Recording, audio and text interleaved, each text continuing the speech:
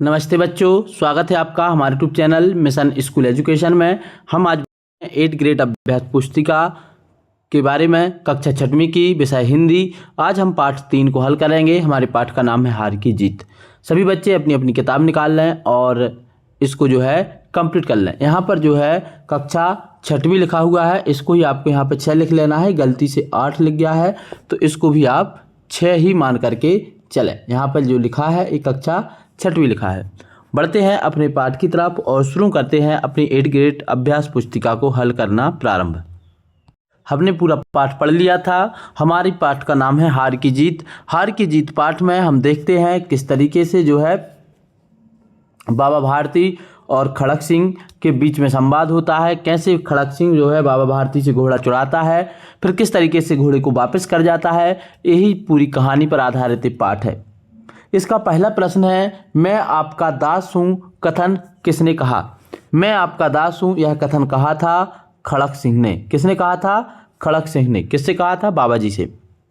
उनका घोड़ा बलवान था, वाक्य में विशेषण शब्द कौन सा है?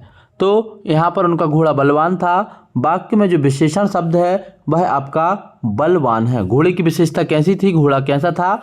बलवान। तो इसमें लिख देंगे हम बलवान। अगला है, मनुष्यता शब्द में प्रत्यय है। मनुष्यता शब्द में जो प्रत्यय है वह है आपका ता प्रत्यय। अगला प्रश्न है, खड़क सिंह का हृदय परिवर्तन कैसे हुआ? खड़क सिंह का हृदय परिवर्तन कैसे हुआ? तो बाबा भारती के विचारों से खड़क सिंह का हृदय परिवर्तन हुआ। इसमें आप लिख दोगे बाबा भारती के विचारों से। बढ़ते हैं अपने अगले प्रश्न की तरफ। हमारा प्रश्न नंबर 5 है, प्रसन्न शब्द में भाववाचक संज्ञा बनाने के लिए किस प्रत्येक शब्दांश का प्रयोग करेंगे? प्रसन्न शब्द से भाववाचक संज्ञा बनाने के लिए हमको इसमें शब्द हो जाएगा हमारा प्रसन्नता। प्रसन्नता तो सही शब्द बनाने के लिए प्रसन्न में ता जोड़ देंगे, शब्द हो जाएगा प्रसन्नता। प्रा में प्रा, सा आधा ना और ना प्रसन्न, ता में आ की मात्रा प्रसन्नता। इसके बाद प्रश्न नंबर 6 है हमारा, रात्रि के अंधकार में तारे खालिस्तान हैं। तो यहाँ पर ऊपर जो उत्तर लिखे हुए हैं इन्हीं में से हमको उत्तर लिखना है। तो पहले में लिख देंगे टिमटिमाते। सुल्तान की कीर्ति खालिस्तान को खींच लाई। किसको खींच लाई? तो खड़क सिंह को। दूसरे में लिख देंगे हम खड़क सिंह। इसके बाद अगला है हमारा, खड़क सिंह लिखने के बाद घोड़े के बोलने को खालिस्तान कहते हैं। यहाँ पर आपकी किताब में की प्रिंट है, की को कर लेना, वो गलती से छप गया है तो अपनी किताब को भी सुधार लेना। घोड़े के बोलने को क्या बोलते हैं? हिन हिनाना। क्या बोलते हैं? हिन हिनाना। घोड़े के बोलने को बोलते हैं हिन हिनाना। अगला है, उनके आश्चर्य का ठिकाना ना रहा, वाक्य में खालिस्तान सर्वनाम है। तो सर्वनाम है यहाँ पर उनके। ऐसा मनुष्य मनुष्य नहीं देवता है, वाक्य किसके लिए कहा गया है? तो ऐसा मनुष्य मनुष्य नहीं देवता है बाबा भारती के लिए कहा गया, क्योंकि बाबा भारती का घोड़ा जब खड़क सिंह ने चुराया था तो बाबा भारती ने कुछ नहीं कहा। उन्होंने सिर्फ इतना कहा कि यह घटना किसी और को नहीं बताना, नहीं तो लोग किसी गरीब पर विश्वास नहीं करेंगे। तो ऐसा मनुष्य मनुष्य नहीं देवता है, यह वाक्य बाबा भारती के लिए कहा गया। प्रश्न नंबर हमारा 11 है, खड़क सिंह इस इलाके का कुख्यात डाकू था। रेखांकित शब्द के विलोम शब्द लिखिए। रेखांकित शब्द का विलोम शब्द लिखिए। तो रेखांकित मतलब रेखा किसके शब्द के नीचे है? कुख्यात के नीचे। कुख्यात मतलब बुरे कामों के लिए प्रसिद्ध। इसका विलोम होगा अच्छे कामों के लिए, तो वह कहलाएगा क्या? प्रख्यात।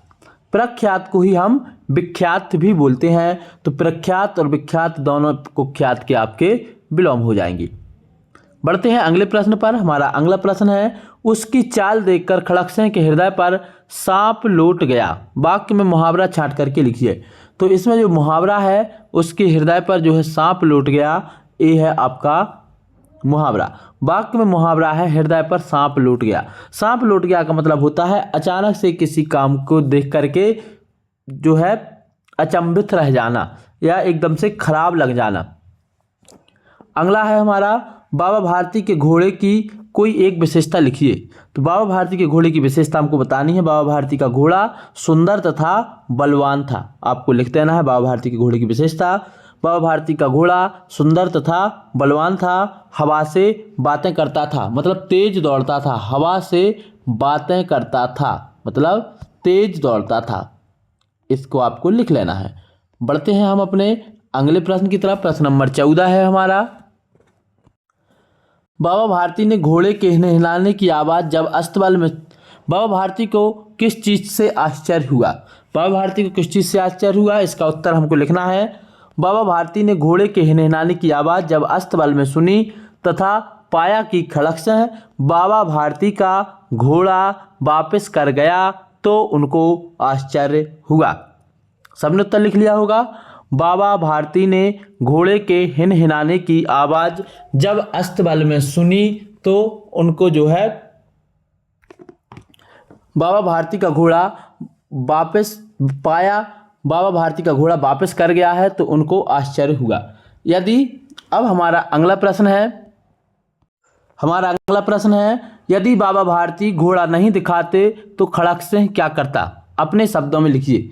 यदि बाबा भारती घोड़ा नहीं दिखाते तो खड़क सिंह क्या करता? इसका हमको उत्तर लिखना है।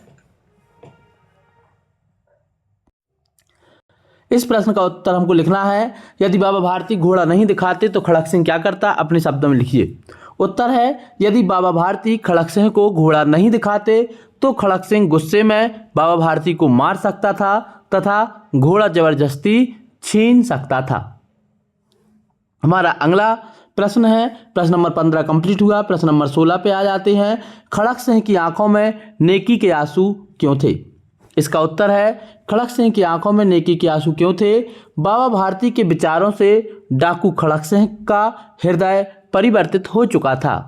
उसने बुरे काम छोड़ दिए और घोड़ा लौटा दिया, इसलिए उसकी आंखों में नेकी के आंसू थे।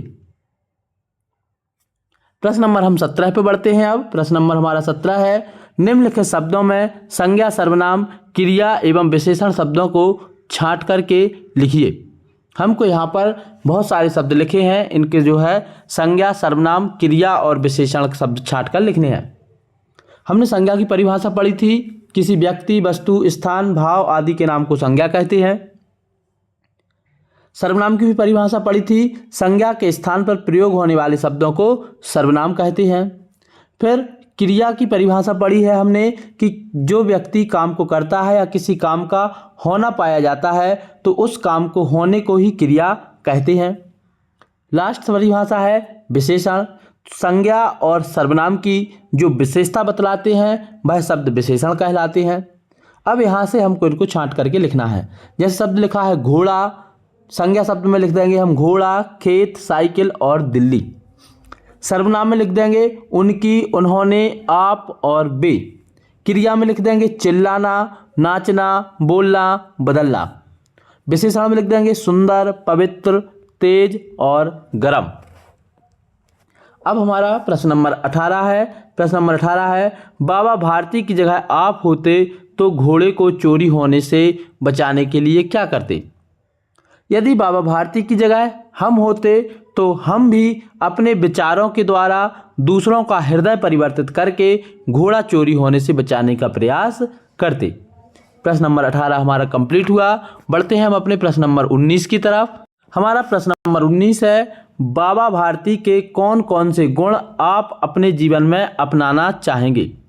उत्तर है, हम बाबा भारती के निम्न गुण अपने जीवन में अपनाना चाहेंगे। नंबर 1, बाबा भारती के श्रेष्ठ विचार, बाबा भारती की तरह पशुओं से प्रेम करना, बाबा भारती की तरह अपना काम स्वयं करना, बाबा भारती की तरह अपाहिजों एवं गरीब व्यक्तियों की मदद करना और बाबा भारती की तरह धैर्य एवं साहस जिसमें उनकी हार कर भी जीत हुई, इसको अपनाना। ये सारी जो गुण हैं बाबा भारती के, हम अपने जीवन में अपनाना चाहेंगे।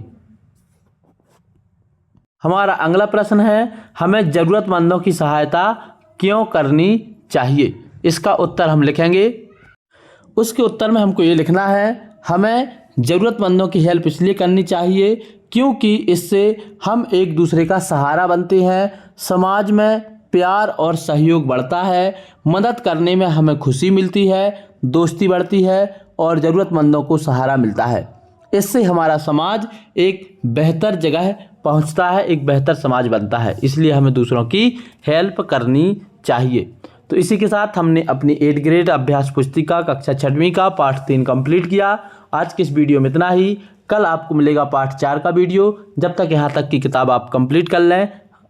अंत तक वीडियो देखने के लिए सभी बच्चों का, सभी शिक्षकों का बहुत बहुत धन्यवाद।